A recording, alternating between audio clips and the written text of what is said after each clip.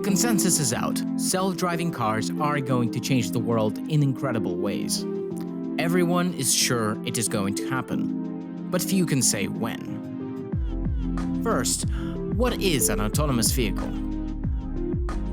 Gartner defines an AV as a vehicle that can drive itself more or less independently from a starting point to a predetermined destination, using various in-vehicle technologies and sensors. There are all sorts of obstacles personal autonomous transportation has to overcome before the technology makes its way into people's garages. Learning to avoid numerous hazards, pedestrians, cyclists, and other cars, as well as the current lack of autonomy supporting infrastructure, could become a serious hurdle for personal autonomous vehicles. International technology, road and legal standards may also be an issue for those who want their own AVs, but these may not apply for autonomous shuttle services, especially on dedicated routes. Such shuttles can be used in addition to the traditional bus, adding an on-demand option on low-demand routes. With support from national and city governments, and given a clearly defined use case, such shuttles are already being deployed.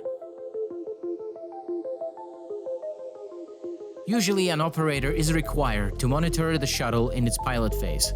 This represents an additional cost, but we are heading towards a fully driverless stage along the autonomous journey. While manufacturers all over the world are trialing self-driving technology on local roads in what is called a geofenced environment, most experts agree it will be a long time until any AV can be city agnostic. Instead of learning how to drive anywhere, autonomous shuttles may only need to know the roads of one city, or even only one fixed route, a luxury that personal AV makers cannot afford. A smaller area of operation also means that supporting infrastructure, connectivity, marked roads and signage, as well as charging ports and remote control support centers can all be installed. There are several autonomous shuttles already operated around the world, such as the Belgian trials led by Vias, the Vedicom pods in Versailles, or the Transdev shared autonomous mobility service in Montreal. Two French companies, Navia and EasyMile, are currently manufacturing some of the world's most deployed autonomous shuttles. In Europe, the competition landscape is growing and includes most of the car manufacturers and more specific firms such as Sensible 4, building weather-robust autonomous systems, or the German ZF.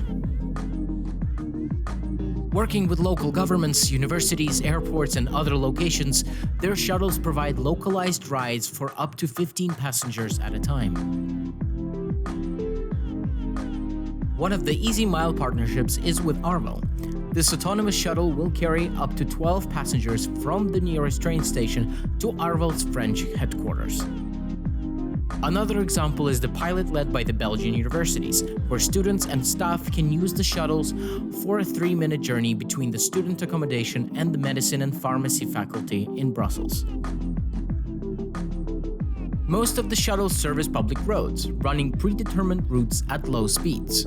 It is not a public transport revolution just yet, but it's a start.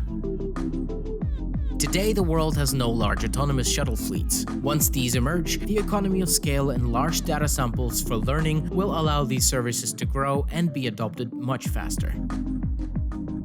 For now, geofencing and closely monitoring the existing shuttles are the way to go, but once adoption rates rise, the virtual fencing can be gradually lifted to include more and more areas.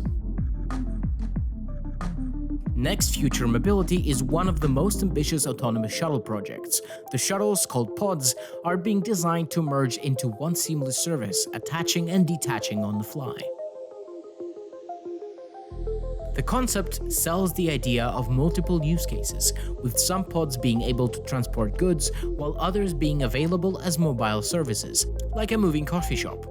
The pods have already been shown to the public in Dubai, where the pods feature full autonomy on private roads and driver override on public roads, as well as drive-by-wire capabilities.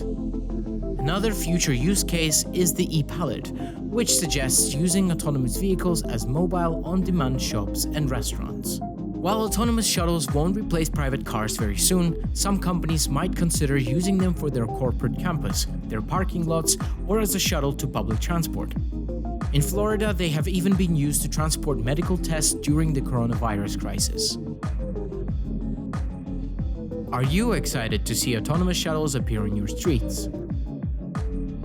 Stay tuned to Mobility Breakthrough now and explore many more exciting concepts and innovations of the ever-changing world of mobility.